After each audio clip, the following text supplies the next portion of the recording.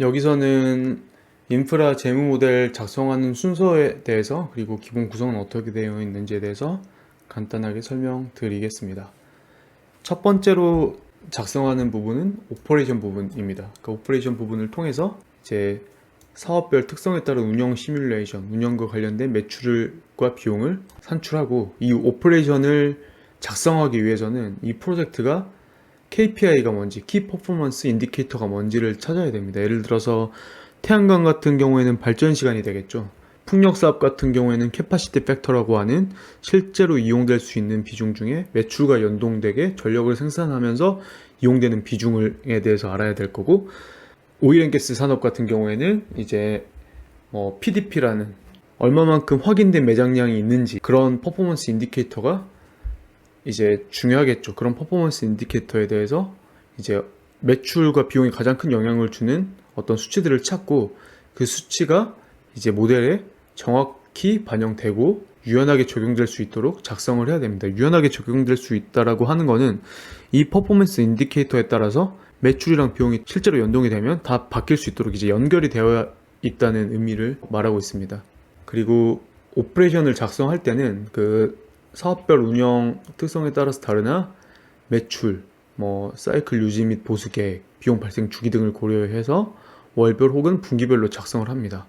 하나하나 보면은 매출에 발생하는 주기나 매출 사이클, 그러니까 매출이 어느 몇 달에 한 번씩 발생하는지, 그리고 유지 및 보수 계획. 예를 들어서 설비가 1년에 한 번은 셧다운을 시키고 큰 어떤 주요 부품들에 대해서 교체가 일어나야 되면은 그때는 운전을 하지 못하겠죠. 그럼 매출이 발생하지 않을 거고 변동비도 발생하지 않지만 고정비는 발생을 하겠죠. 그리고 유지 및 보수 비용이 발생하겠죠. 이런 것들 뿐만 아니라 이제 비용이 얼마만큼에 한 번씩 발생이 되는지, 이런 것들을 고려해서 이제 월별 또는 분기별로 작성을 하는 페이지이고요. 그 다음에 이제 펀딩, 두 번째 펀딩으로 가면은 사업에 필요한 금액을 산정하는 작업으로서 이제 흔히 말하는 sources and uses를 얘기하는 거죠. 투자 금액, 그리고 이 돈을 어떻게 조달하는지 sources of funds, 그리고 돈을 어디에 쓰는지 uses of funds라고 얘기를 하죠. 이 sources and uses는 항상 밸런스를 맞추듯이 어느 시점에 따라서 다르겠지만 항상 그 합은 같아야 되겠죠. 예를 들어서 에쿼티를 100억을 조달하고 대출금을 100억을 조달했을 때 주식 매매 대금이 195억, 실사 비용은 그러면 당연히 5억이 돼야 되겠죠. 주식 매매 대금 195억과 실사 비용 5억은 uses of funds고, 투자 금액 에쿼티 50%, 대출 50%, 100억씩은 sources of funds에 해당하는 금액이 되겠죠.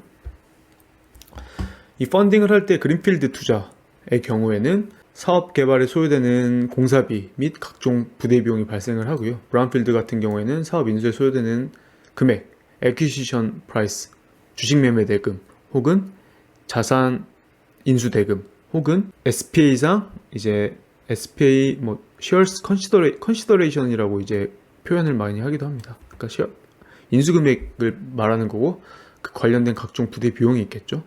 실사하는 비용들이 있을 테고, 이제 최초 DSR 같은 경우에는 레버리지를 썼을 때 뎁 서비스 리저브 어카운트를 얘기하는 것인데요. 그 대출 은행들이 이제 다음 분기 혹은 다다음 분기까지 너네가 원리금 상환하는데 걱정이 좀 되니까 너네 리저브 어카운트를 만들고 다음 분기에 지급할 돈 혹은 다다음 분기까지 지급할 돈은 불입해놔 라고 한다면은 이제 당연히 투자 금액으로 잡아야 되겠죠. 투자 금액으로 잡아두기 위해서는 조달 금액으로 반영이 돼야 되고, 이 부분은 실수를 많이 해서 여기 가로 안에도 넣고 강조를 많이 했습니다. 그리고 대출금 및 지분 인수 스케줄을 감안해서 이제 분기별로 보통 작성을 하는 게 이제 펀딩 스케줄입니다. 그 다음에 오퍼레이션과 연관이 되는 부분인데요. 캐시 워터폴 작성을 할 텐데요. 여기서는 이제 매출과 비용을 작성을 하고, 그 다음에 대출 약정서상 규정에 따라서 상회할 수는 있겠지만 매출 운영비를 제외하고 여기에서 이제 법인세 등까지 반영한 다음에 CFAS, Cash Flow Available for Debt Service, 실제로 내가 꼭 내야 되는 비용 다음에 가용한 현금의 뜻을 가지고 있고, 산출한 다음에 선순위 대출 원리금을 상환하고 후순위 대출 원리금을 상환하고 배당을 지급하게 되겠죠. 세부 규정으로 들어가면 좀 더 복잡할 수도 있고, 대출이 많아지면 선순위 대출도 대주가 여러 명이라면 이제 상환하는 구조는 좀 더 복잡해지겠지만, 일반적인 구조는 이런 식으로 지급하게 됩니다. 이런 것들을 이제 캐시 워터폴이라고 하고요.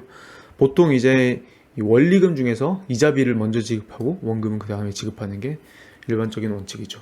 그리고 사업이 진행됨에 따라서 이제 새로운 트렌치가 들어갈 수도 있습니다. 예를 들어서 선순위 변동금리 트렌치, 고정금리 트렌치로 나눠서 같은 동순위임에도 불구하고 새로운 트렌치가 들어갈 수도 있고, 뎁 서비스 리졸브 어카운트, 그러니까 이 회사에 계정을 만들어서 다음 분기 대출 원리금을 불입을 할 수도 있고, 자금 보충 약정은 이제 에쿼티 투자자한테 특정 조건을 준수하지 못하면은 실제로 에쿼티를 더 불입하라는 어떤 에쿼티 투자 옵션인 거죠.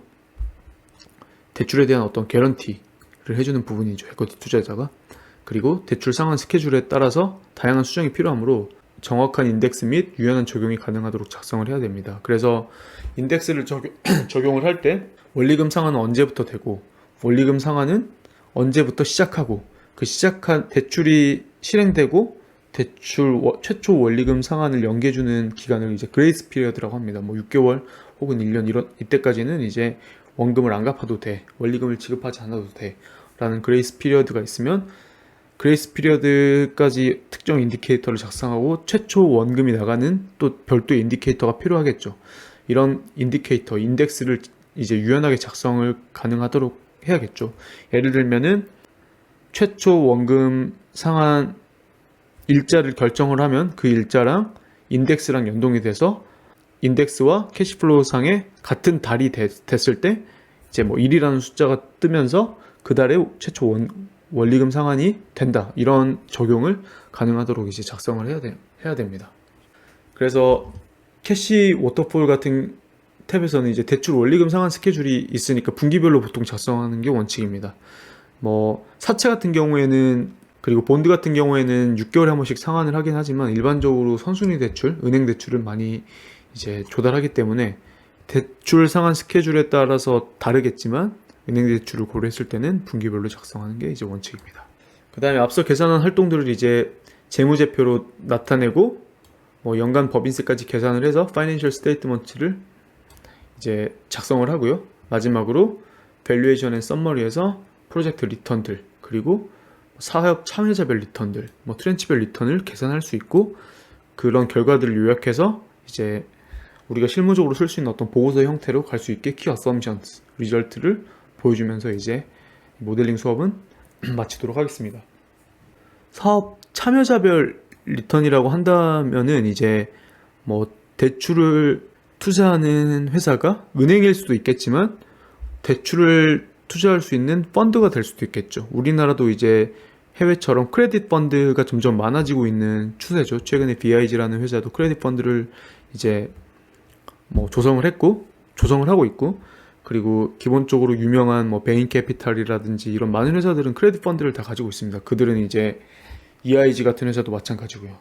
그래서 대여라는 방식으로 투자를 할 텐데, 그 대출이라는 스케줄만 있으면 이제 IRR을 계산할 수 있겠죠. 그런 리턴들까지 볼 수 있는 걸 이제 얘기하고 있습니다.